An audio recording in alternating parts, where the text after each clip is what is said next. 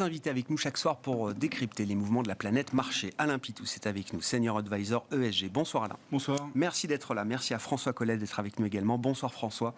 Bonsoir. Vous êtes gérant obligataire et directeur adjoint de la gestion de DNCA Investments, et Alain Dubrul avec nous également en plateau. Bonsoir Alain. Bonsoir Grégoire. Ravi de vous retrouver. Vous êtes directeur de la gestion de Claresco. Alain, je commence avec vous sur le dossier Casino. Fut un temps, le secteur de la grande distribution a fait partie de vos domaines d'expertise en tant qu'analyste financier, Alain, et donc je suis ravi de parler avec vous de ce sujet Casino. Juste pour redonner quelques éléments, parce que c'est un dossier compliqué, c'est un dossier un peu serpent de mer, effectivement, avec des difficultés qui s'accumulent depuis des années pour le groupe, sur le plan opérationnel, sur le plan financier.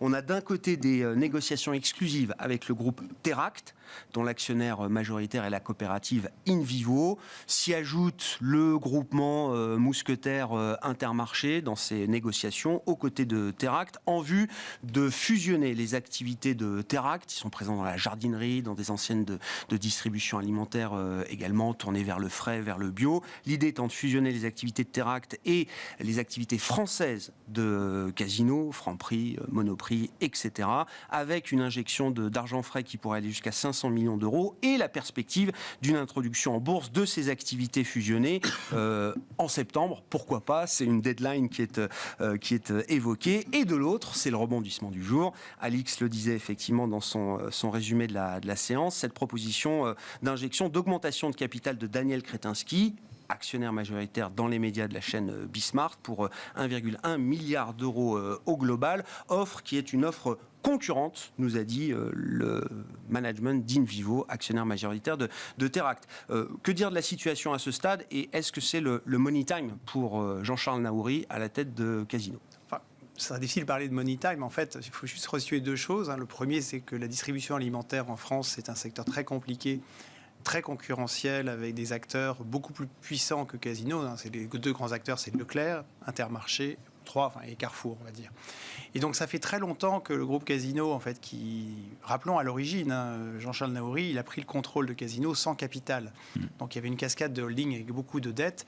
Et ça a toujours été un problème. Les petits porteurs historiques de Casino se souviennent que Casino a toujours versé un gros dividende. Et ça a servi, entre autres, dans les 30 dernières années, à financer les holdings au-dessus. Ça, c'est la première chose. La deuxième chose, c'est que le constat de Jean-Charles Naouri, c'était que la France, en alimentaire, c'était pas terrible et qu'il fallait au maximum essayer de se diversifier. Ce qu'il a fait notamment en Amérique latine, en Asie. Mais le problème, c'est que la France, on n'arrivait pas à en sortir. Elle est devenue de plus en plus compliquée. Et du coup, il a fallu commencer par vendre quelques bijoux de famille. On est obligé de vendre aussi un petit peu les actifs qui marchent à peu près bien en Amérique latine. Tout ça pour sauver le soldat franc, qui est de plus en plus mal. Et donc, en fait, on est actuellement, l'opération envisagée avec Teract, c'est juste une fuite en avant pour essayer d'éviter la faillite, retrouver une forme recapitaliser un petit peu ces structures en essayant de l'améliorer, parce que ce que fait les activités de Teract sont d'un petit peu de meilleure qualité, on va dire. Et puis, peut-être, en le filialisant, c'est une façon de faire de Casino un nouveau rallye. C'est-à-dire probablement une structure qui fera faillite après, pour essayer de loger ce qui a de la valeur un peu plus bas, pour essayer de refléter mieux cette valeur, pour qu'au moins au-dessus, après une bonne renégociation de dette, comme ils savent faire, comme ils ont été obligés de le faire et comme ils le referont, pour essayer de s'en sortir. Mais en réalité, c'est une fuite en avant depuis très longtemps. Les indices de prix des enseignes de Casino sont très mauvaises parce qu'il faut faire du cash. La rentabilité est sous pression. Ils ont vendu beaucoup. Il y avait pas mal d'actifs immobiliers qui crédibilisaient un peu le business, mais ils ont été obligés de le vendre, notamment chez Monoprix. Chez Casino, les géants étaient trop grands. Ils ont réduit la surface. Ils l'ont sous-loué. Ils avaient une foncière, Mercialis, dont ils sont quasiment complètement sortis. Ouais. Donc en fait, ils cherchent petit à petit à vendre les bijoux de famille pour essayer de recapitaliser un métier dont le cœur est de plus en plus difficile. Donc là, qu'est-ce qu'on a? On a l'offre Teract qui finalement permet d'apporter un peu d'argent frais, mais on parle de 500 millions, et quelques actifs intéressants pour essayer de redynamiser le business France, mais beaucoup de gens pensent que ce sera insuffisant, donc ça serait juste pour gagner un petit peu de temps. Et là, on a une offre concurrente, où là, on parle d'injecter 1,1 milliard d'euros, avec au passage beaucoup de conditions suspensives, notamment celle qui dans cette offre, un deleveraging massif. Dans cette offre, il est aussi demandé à ce que les porteurs de dette fassent un effort. Donc quand les porteurs de dette font un effort, en général, il ne reste pas grand-chose pour les actionnaires, enfin, dans la vie normale. Après, il y aura forcément un bras de fer qui va se créer. Et il demande aussi à ce qu'il y ait une dérogation, puisqu'il va prendre le contrôle. Il passerait de 10 à 40-45%. Et normalement, il y a une OPA au milieu. Donc, il y a beaucoup d'éléments tout à fait incertains dans cette opération. Ce qui est sûr, c'est que le business de Casino, donc en l'occurrence Monoprix, Franprix, géants, les hypermarchés géants et les supermarchés, ne va pas bien.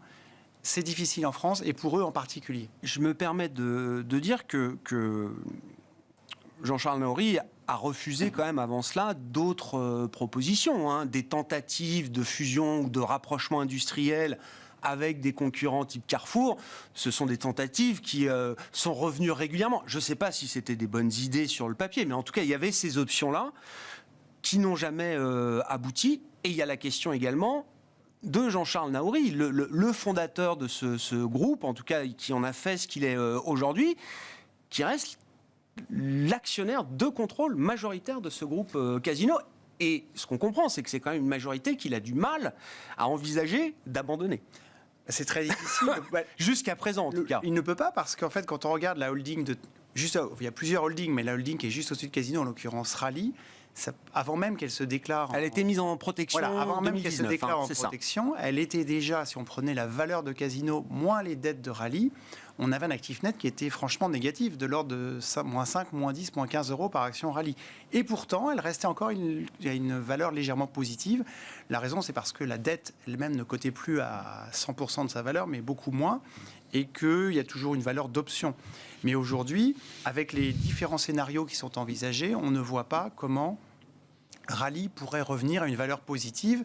Donc si son objectif, c'est que Casino ne meure pas, de telle sorte que peut-être un jour on puisse avoir une valeur positive dans Rallye et faire en sorte que toute la cascade de holding au-dessus ne s'effondre pas. C'est un vrai problème pour lui, il n'a pas le choix, c'est pour ça qu'il s'accroche coûte que coûte, je dirais. Pas le choix, parce que évidemment, il y a un niveau d'endettement qui est intenable à court, moyen terme. Vous êtes spécialiste des marchés obligataires, du crédit, François. Casino, c'est évidemment un dossier crédit que toute la place connaît. Qu'est-ce qu'on peut dire du niveau, effectivement, de tension qu'on a aujourd'hui sur une dette comme celle de Casino? Il est très important. Donc la dette de Casino, c'est à peu près 4,5 milliards d'euros. Il y a 1,5 milliard qui vont arriver à échéance assez rapidement, en début d'année prochaine, avec différents types de seniorité, donc des obligations qui sont sécurisées par les actifs, dont les porteurs sont prioritaires en cas de faillite pour récupérer des actifs, ce qu'on appelle des obligations secured, des obligations seniors, non secured, qui sont le rang de subordination dessous, et puis enfin on a des obligations hybrides qui sont de la quasi-action, mais qui sont... théoriquement, à l'exception de Crédit Suisse, on va dire, prioritaire sur les actions. Sur les actionnaires. C'est pour 100 euros investis, aujourd'hui, les actions, alors secured, les obligations secured, pardon, sont encore à 90%, sur des échéances à un peu moins d'un an. Ouais. Mais ça veut dire qu'on est quand même sur des niveaux de rendement aux alentours de 15% là-dessus. Les obligations senior non secure traitent autour de 25 et les obligations hybrides autour de 8. D'accord. Donc ça veut donc dire... le marché a déjà fait le write-off, quoi. Voilà. En gros sur le marché obligataire, on est sur des niveaux qui sont distress et effectivement le marché ne croit pas à la recovery de Casino. Ouais.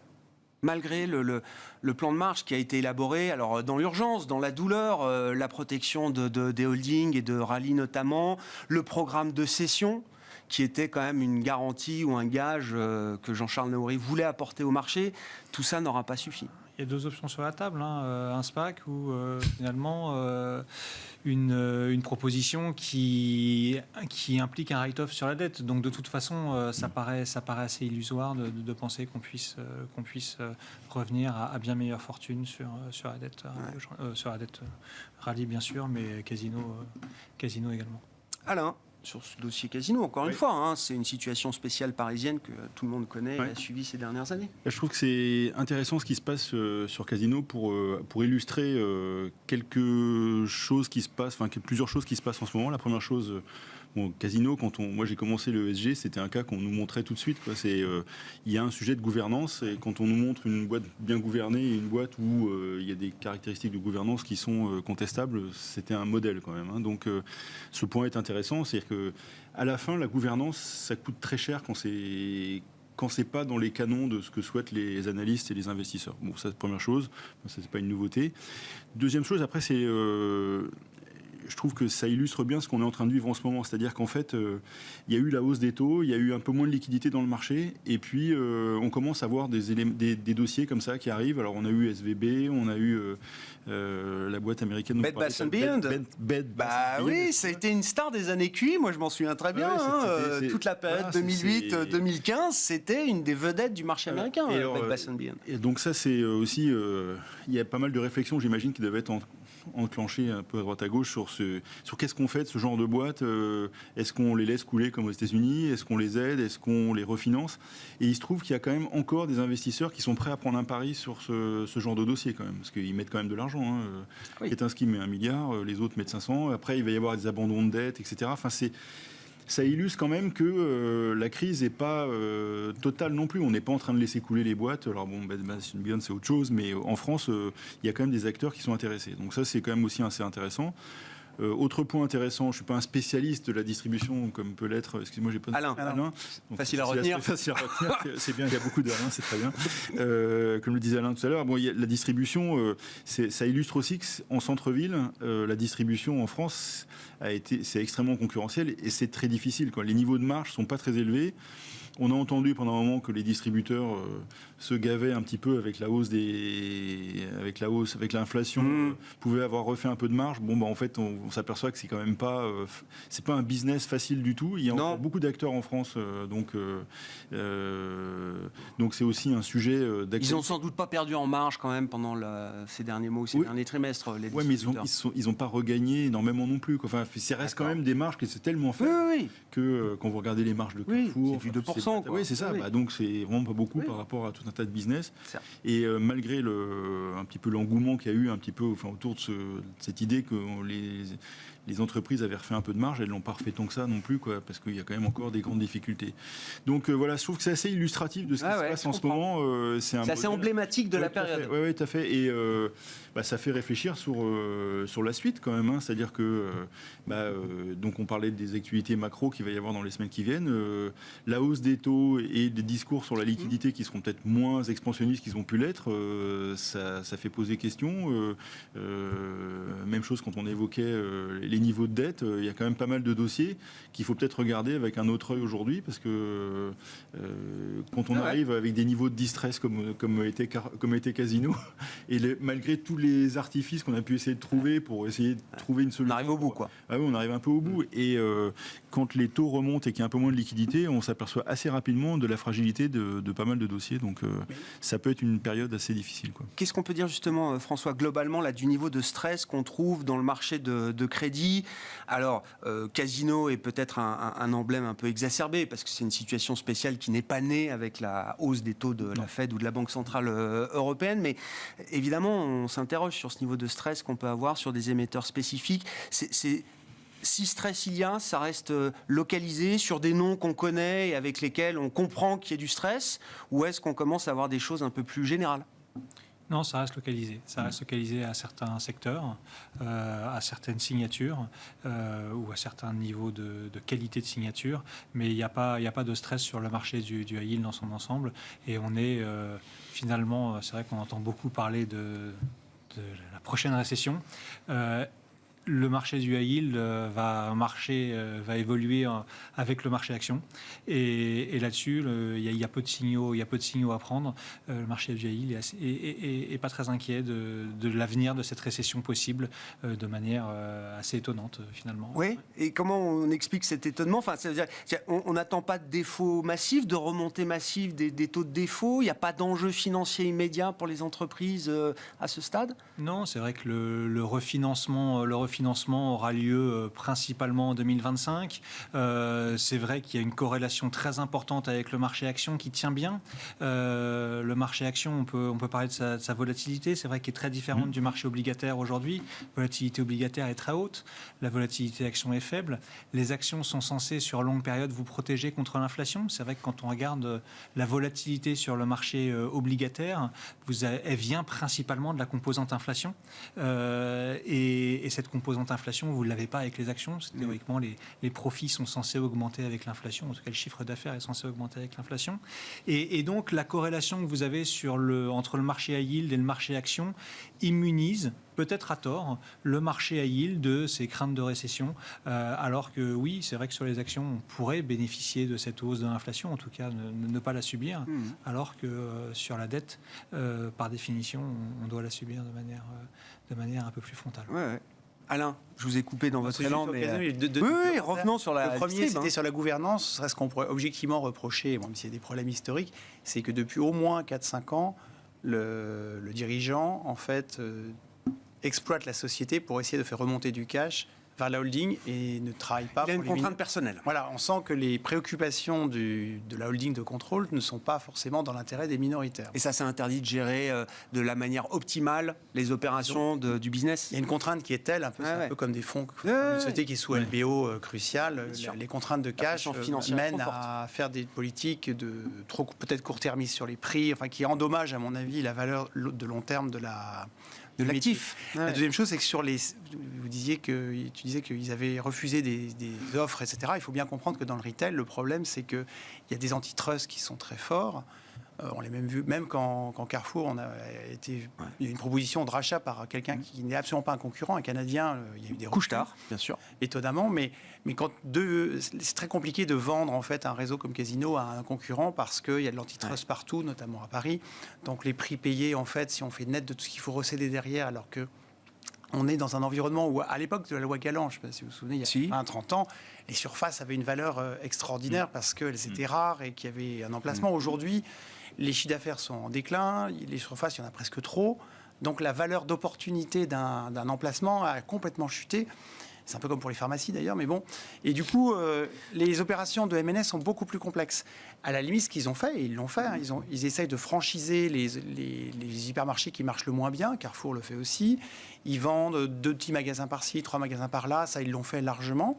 Mais ça atteint ses limites et c'est pas ça qui résout globalement le problème. Et là, une opération sur Casino, puis je mets ça aussi en parallèle de la chute de Bed Bath & Beyond. Enfin, si des acteurs disparaissent ou voient leur taille en termes d'intensité concurrentielle, ça amène pas beaucoup plus d'intensité concurrentielle dans le secteur, j'imagine, Alain. Tout dépend comment on définit le marché. Par exemple, à un moment, le marché avait frétillé parce qu'ils avaient fait un accord avec Amazon sur la partie alimentaire. Et certains s'étaient dit que peut-être Amazon ayant racheté une chaîne un petit peu haut de gamme aux États-Unis, que peut-être Amazon pourrait racheter Monoprix parce que ça serait une sorte de vecteur de showroom de centre-ville, etc. Bon, ça reste possible, mais c'est une idée qui prospère un peu moins en ce moment. Et donc, oui, globalement, on ne se bouscule plus pour tous ces actifs-là, en fait. C'est ça le problème. Alors, c'est rajouter le Covid avec le fait que le centre-ville a peut-être perdu un peu de son attractivité aussi. C'est ça aussi. Et les habitants qui ne sont plus là. Et les gens, et aussi, il y a beaucoup une clientèle de bureaux dans les Monoprix. À l'heure du déjeuner, il y a moins de gens à Paris. Enfin, tout ça sont des facteurs qui n'ont pas aidé non plus. Oui, c'est ça, je pensais à ça dans les emblématiques. C'est vrai que la problématique du commerce en centre-ville a pris un coup quand même. Et en France en particulier, avec tous les mouvements qu'il y a eu depuis 2-3 ans, ça n'a quand même pas aidé non plus au développement de ces activités, quoi. Bon, voilà ce qu'on pouvait dire sur le dossier Casino. Le titre Casino, mais je ne sais pas si c'est le sujet d'ailleurs, parce que c'est tellement la dette qui fait le marché sur Casino. Et puis il y a des shorts aussi qui se rachètent aussi, peut-être un petit peu. Je ne crois pas que le titre a beaucoup monté, Casino. Non. Il a monté puis baissé. Oui, voilà, c'est ça. C'était à plus de ce matin, mais je crois qu'il termine en négatif ce soir. Sur le plan macroéconomique, encore une fois, la séquence des 10 prochains jours va être intense et nous amener jusqu'aux décisions de la Fed et de la BCE la semaine prochaine. François, entre-temps, on aura eu des chiffres de croissance trimestrielle. En Europe, l'économiste zone euro d'AXA, à 12h30 dans l'émission, nous disait on sera au-dessus de 0,5, croissance trimestrielle en zone euro, avec pourquoi pas une croissance qui pourrait, à l'extrême, aller jusqu'à 0,7%. Mais trimestre sur trimestre, non annualisé. Il faut se préparer à un sacré bon chiffre de croissance quand même en zone euro pour le premier trimestre, François. Oui, effectivement, on a eu beaucoup de bonnes surprises au premier trimestre avec la baisse des prix du gaz, avec la réouverture de l'économie chinoise, avec des politiques budgétaires qui sont expansionnistes encore en zone euro. Donc finalement, il y a assez peu d'inquiétudes. Cette année, on craignait cette récession et puis en zone euro, oui, on devrait rester autour du potentiel. Alors c'est vrai que le premier trimestre fera suite à un quatrième trimestre qui était négatif, donc voyons les choses avec un petit peu de recul, mais en gros, on s'attend à une croissance européenne qui devrait rester proche de son potentiel sur l'année 2023. C'est du côté des États-Unis qu'il faudra chercher les premiers signes de ralentissement, parce qu'on a une Fed qui a été plus agressive, parce que le gouvernement américain est moins en support de l'économie. On a également ces problèmes du secteur bancaire qui font que la distribution de crédit est plus compliquée aujourd'hui aux États-Unis. Donc oui, on s'attend à un ralentissement de l'activité aux US, mais ce sera sans doute en deuxième partie d'année. Ça va mettre du temps. Là aussi, c'est pas pour tout de suite. Non, encore. Il y a un décalage qui est quand même très important entre le temps des marchés et le temps de l'économie. Le temps des marchés, c'est quelques heures. Le temps de l'économie, c'est quelques mois. Et oui, on va vers un ralentissement, mais ça met plusieurs mois, voire plusieurs trimestres à se matérialiser. L'impact entre les premières hausses de taux de la Fed et puis l'économie, SVB a mis du temps. Et SVB, je ne suis pas en train de dire qu'il y aura d'autres problèmes bancaires, mais les répercussions de cette hausse de taux sur certains secteurs aux États-Unis, notamment l'immobilier, n'ont pas fini de se faire ressentir. Donc on a encore quelques trimestres devant nous à voir ce ralentissement. Et ça veut dire qu'on se prépare tous à ce que la Fed délivre 25 points de base la semaine prochaine, ainsi que la Banque Centrale Européenne, mais ce seront 2 hausses de taux de 25 points de base qui ne seront pas les mêmes, d'une certaine manière. Non, a priori, c'est la dernière pour la Fed. Elle va pouvoir le dire ou pas, que c'est la dernière?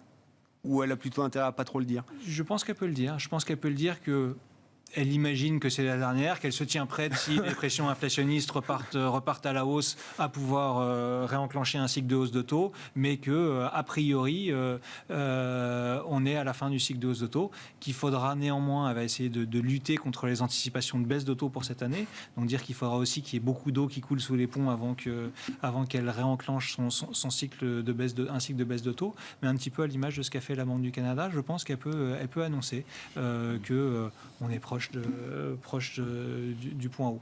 En zone euro, attention, le 50 BP est toujours pas forcément exclu. Non. On aura des chiffres d'inflation en fin de semaine qui vont être cruciaux. Et si on a une surprise haussière encore sur l'inflation en zone euro, il est tout à fait possible que la BCE nous fasse encore 50 points de base la semaine prochaine. Ce que pourrait faire la Fed, c'est effectivement dire qu'elle va arrêter de monter ses taux, mais qu'elle va quand même être active sur son bilan. C'est-à-dire qu'en fait, continuer le remettre dans une tendance qui était ce qui était depuis quelques mois. Et ce qui revient quand même quelque part à des petites hausses des taux quand même. C'est-à-dire que ça permet de calmer un peu. C'est-à-dire qu'on dit qu'on arrête de monter les taux. Bon. Ça a un peu d'optimisme de ce côté-là, mais en même temps calmer les liquidités parce que c'est quand même un sujet. Même après ce qui s'est passé au mois de mars, ils peuvent être en situation dès la semaine prochaine de dire. Il recommence à baisser. Le bilan a déjà retracé pas mal, bien sûr. C'est moins 600 plus 300 moins 100 quoi, quelque chose comme ça. Donc, c'est chaotique. Oui, mais enfin, je pense qu'ils vont continuer cette tendance. Alors peut-être ils vont le dire ou pas le dire, j'en sais rien. Mais enfin, ce serait possible que ce soit dans le discours, c'est-à-dire de dire voilà, on arrête de monter les taux, ce qui est un peu un message un peu dovish quoi en fait, et en même temps dire que on va réduire la liquidité encore un petit peu sur le marché quoi. Voilà. Mais je pense que ça a été signalé juste à la fin là, c'est le sujet immobilier est plus préoccupant aux États-Unis qu'en zone euro quand même. Donc je pense que c'est un vrai sujet quand même. Donc alors pour les raisons qu'on connaît, il y a moins de crédit parce que les petites banques qui ont été sous pression et qui sont toujours sous pression parce qu'elles-mêmes perdent de la liquidité, c'est-à-dire que on voit les sorties massives qu'il y a du système bancaire américain quand même. Je montre bien où est l'argent d'ailleurs, mais sur le monétaire. Ouais, mais même ils collectent plus là, ils collectent plus trop là. Enfin, c'est pas à l'échelle quoi de ce qu'ils ont perdu d'un autre côté. Donc malgré tout, il y a moins de cash qui va qui peut permettre d'acheter des maisons, de construire des maisons. Donc ça ralentit aussi un petit peu, même si les prix baissent pas encore. Donc c'est à surveiller ce côté, le côté immobilier aux États-Unis quand même. Bon, les prochaines décisions la semaine prochaine. Ce qui est intéressant aussi, c'est que de plus en plus de banquiers centraux s'expriment sur, alors non plus la spirale prix-salaire, mais la spirale prix-profit, qui commence à être quand même bien documentée et constatée par tout le monde. Ça nous amène peut-être aussi à dire un mot de ce qu'on attend, alors en termes de résultats pour le premier trimestre, mais sur les perspectives. Est-ce que les entreprises ont encore la capacité à augmenter leurs marges ou au moins à tenir les niveaux de marge qui ont été atteints pendant quelques temps? Alors. Ça dépend un peu des secteurs. Ouais. En tout cas, ce qui est un peu paradoxal, c'est qu'en ce moment, j'ai l'impression que le marché a bien acheté l'idée que l'économie allait ralentir, donc que en ce qui concerne les taux d'intérêt, on était proche des plus hauts. De quel marché vous parlez? Le CAC à 7575 points ou Oui, alors le CAC, avec son mix luxe, n'en parlons pas, mais même en général. Mais disons que les marchés financiers anticipent a priori un ralentissement de l'économie, plus fort aux États-Unis qu'en Europe, et tout le monde a l'air d'attendre qu'on soit très proche des dernières hausses de taux aux États-Unis, mais même aussi en Europe. Donc on est plutôt dans un mode, ça ralentit et les taux vont baisser, les taux longs vont se tasser, les taux courts probablement en fin d'année. Certains espèrent dès l'été pour la Fed et pour la BCE, peut-être début 2024.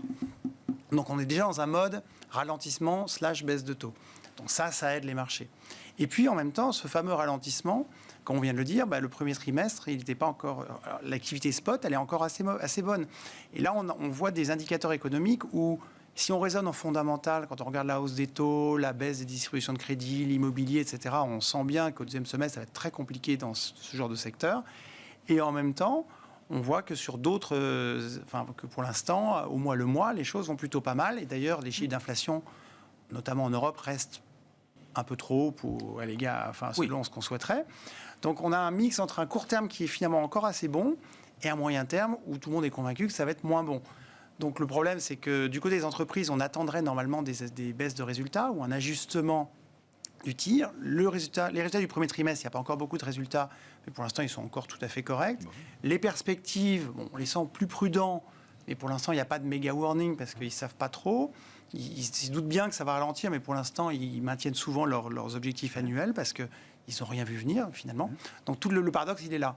Donc je n'attends pas tellement du côté publication des nouvelles trop alarmistes parce que, comme ça a été dit, l'activité à l'instant reste dynamique, fonctionne à peu près. Dans les services, c'est même... Maintenant, ça peut commencer à ralentir dans les prochains mois. Et il ne faudrait pas que le marché se soit un petit peu trop envolé.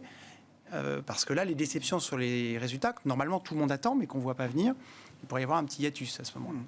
À quelle vitesse est-ce que le ralentissement qu'on peut attendre peut-être de la demande dans les prochains mois, à quelle vitesse est-ce que ça peut se transmettre dans les marges des entreprises? C'est ça le sujet aujourd'hui. C'est-à-dire, on a l'impression que la BCE est un peu soumise à la stratégie prix des entreprises de ce point de vue-là. Est-ce que ça peut aller vite? Emmanuel Macron, par exemple, s'engage sur une diminution des pressions inflationnistes dans l'alimentaire à la fin de l'été. Là aussi, c'est une échéance qu'on n'a fait que reporter un petit peu dans le temps en permanence. François, au-delà de l'aspect politique, économiquement parlant, ça semble être une idée raisonnable de se dire qu'il faudra attendre encore jusqu'à la fin de l'été pour voir une vraie diminution peut-être de ces pressions inflationnistes sur l'alimentaire, qui sont un point majeur aujourd'hui de l'inflation zone euro. Oui, bien sûr. On a des effets de base qui sont très importants. C'est vrai que quand on regarde les glissements annuels, a priori, il y a fort à parier que l'inflation va rester élevée jusqu'au début de l'été. Donc aux alentours de 7% en zone euro, de 6% pour la France, et diminuer. Les effets de base sont un peu plus importants pour la zone euro, pour l'inflation européenne, qui avait plus monté que l'inflation française l'année dernière. Et donc ce qui veut dire que l'inflation puisqu'elle se rapporte à son niveau de l'année dernière, va rebaisser de manière plus importante en zone euro qu'en France. Ce à quoi on s'attend, c'est de voir une inflation qui atterrisse au mois de septembre aux alentours de 4,5% en zone euro et 5% en France. Donc ça veut dire qu'on devrait voir a priori une petite décélération quand même de cette inflation. peut-être qu'effectivement, on aura encore une surprise liée à l'OPEP, liée à El Niño, liée à je sais quelle nouvelle mauvaise surprise, mais finalement, le gouvernement blâmera des facteurs extérieurs. Voilà. Mais sans ces facteurs extérieurs, l'inflation devrait, en glissement annuel, baisser à la fin de l'été. Ouais. Et cette situation, ça maintient un risque à la hausse sur le taux terminal de la BCE encore. Vous disiez la Fed est au bout, presque au bout. Est-ce qu'elle le dira la semaine prochaine ou pas? On verra la communication. Pour la BCE, il y a encore du chemin à parcourir.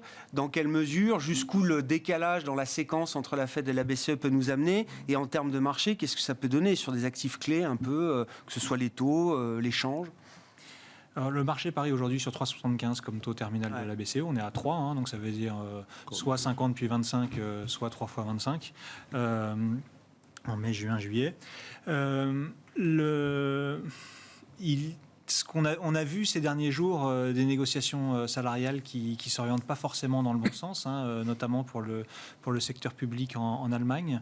On aurait aux alentours de 11% de hausse de salaire comprise entre 2023 et 2024. Ouais. Ce n'est pas forcément de nature à rassurer la BCE sur cette boucle prix-salaire qui est en train de s'enclencher. Les salaires sont très en retard par rapport à l'inflation. Ça fait 2 ans qu'on a une inflation très élevée, donc le pouvoir d'achat a diminué. Et étant donné que le marché du travail est excessivement tendu, les salariés sont en situation de force pour négocier aujourd'hui. Donc oui, on s'attend à avoir des salaires qui vont s'afficher encore en hausse au cours de cette année, ce qui devrait empêcher finalement l'inflation de redescendre beaucoup plus, de se rapprocher de l'objectif de la BCE. Et donc ça, c'est de nature à pousser les membres les plus hauts quiches de la BCE à aller plutôt vers 4% que vers 3,50. Donc pour nous, ça veut dire que l'euro-dollar n'a pas fini de monter? Ça veut dire que les taux longs européens ne sont pas encore stabilisés? Ça veut dire effectivement, si vous pouvez acheter, si vous avez votre cash qui est rémunéré à 3,75 ou à 4%, est-ce que ça fait vraiment du sens d'acheter une obligation à 10 ans allemande à 2,50 ? Je ne suis pas certain, d'autant plus quand on voit la volatilité de ces obligations allemandes. Et effectivement, sur l'euro-dollar, oui, il y a peut-être de la place pour qu'on aille revisiter des niveaux proches de 1,15 si la Fed s'arrête et que la BCE a encore entre 75 et 100 points de base à monter. Alain ? Moi, j'ai 2 remarques. La première sur l'attitude des entreprises qui ont augmenté leurs prix. Oui. En fait, habituellement, quand il y a une période de tension, de crise, quelle qu'elle soit, les entreprises nous ont habitués à être capables de réduire très rapidement la voilure, de réduire leurs coûts. Et je me demande si elles ne sont pas arrivées au bout de l'exercice. Enfin, je ne parle pas des techs qui peuvent encore un peu licencier quelques personnes. Mais le gros business, moi, je pense qu'ils sont coincés. Je pense qu'ils n'ont pas tellement de marge de manœuvre. Et je pense que c'est un peu... ils ont saisi l'occasion. Et je dirais que quelque part, ça les a vraiment bien arrangé, cette situation où ils ont pu augmenter les prix. Tous, on avait l'idée du pricing power qui était vraiment le truc discriminant. En réalité, tout le monde a monté ses prix. Oui, c'est pas juste le luxe. C'est généralisé à l'ensemble des secteurs et des industries. Et donc, ça, et je pense que pour beaucoup d'entreprises, taper sur les coûts aujourd'hui, ça devient très difficile parce que le plus simple, c'est de diminuer la masse salariale. Mais le problème, c'est que si vous faites ça, le lendemain, vous ne pouvez plus bosser. Donc, il y a quand même une grosse difficulté. Donc ça, c'est la première chose. Et alors, le deuxième élément très perturbateur, alors on va voir si c'est juste une hirondelle qui fait le printemps ou autre chose. Je pense que dans les secteurs très concurrentiels, ceux qui ont une capacité de faire des augmentations de capital simplement, parce qu'il y a du capital aux États-Unis, par exemple, la guerre des prix, elle peut commencer. C'est-à-dire qu'ils vont sacrifier leur marge pendant 2 ans, peut-être. Tesla va peut-être sacrifier ses marges pendant 2 ans pour rincer tout le monde. Rincer tout le monde, parce que ça va faire très très mal quand même. C'est-à-dire que ce qu'ils ont fait là est extrêmement perturbateur pour le secteur automobile européen. On voit la résistance d'ailleurs des groupes européens. Renault, pour l'instant, c'est non, on ne suivra pas, on n'y va pas. Bien sûr, Non, mais ils se disent ça aujourd'hui, évidemment, qu'on verra demain. Mais c'est le bras de fer. Quand vous commencez le bras de fer, vous commencez en disant je vais gagner. Je vais gagner, mais montrer vos muscles et tout. Mais je trouve que dans les mois qui viennent, sur les secteurs un peu concurrentiels, concurrentiel où on peut faire quelque chose sur les prix. Enfin, c'est quand même incroyable cette histoire. Enfin, c'est passé un peu comme ça, enfin, dans le bordel qu'il y a sur les marchés. Bon, mais en fait, c'est quand même extrêmement violent et c'est un truc. 25% de baisse depuis le début de l'année pour le prix des Tesla. En gros, oui, c'est ça. Donc ça change la donne. En plus, on voit arriver sur ce segment-là la concurrence asiatique. Je crois que c'est ça qui a fait peur aussi. Oui, ça fait. On est attaqué des deux côtés quand même. 10 000 euros la citadine électrique de BYD. Voilà, pour des valeurs des voitures européennes qui sont plutôt à 25 000, quoi. Donc, et qui n'ont pas forcément des critères particulièrement meilleurs. Bon, il n'y aura jamais une voiture chinoise chez moi, mais je ne suis pas le seul acheteur. Hein, Bah ouais, vous n'êtes pas le seul sur le marché français, Alain, c'est ça, oui, je suis bien d'accord avec vous. Non, mais même en étant les taxes carbone, etc., enfin, je veux dire, 10 000, c'est ça qu'on devait les faire, quoi. Donc, il y a des... Ouais, c'est ce qui se passe en ce moment, et enfin, c'est fascinant quand même, hein, l'économie. Mais vous avez plutôt confiance dans l'idée que le jeu de la concurrence va très vite ramener, dans certains secteurs, en tout cas, les prix à quelque chose de plus raisonnable par rapport à ce qu'on a connu ces derniers mois, trimestres. Les endroits où il y a possibilité de le faire, je pense que ça va être fait. Et si vous regardez, moi j'avais en tête, alors c'est pas d'hier, mais Tesla avait fait une augmentation de capital de 5 milliards. Ils en ont fait 2 à la suite de 5 milliards. En quelques minutes, qui n'avaient pas bougé le cours de bourse.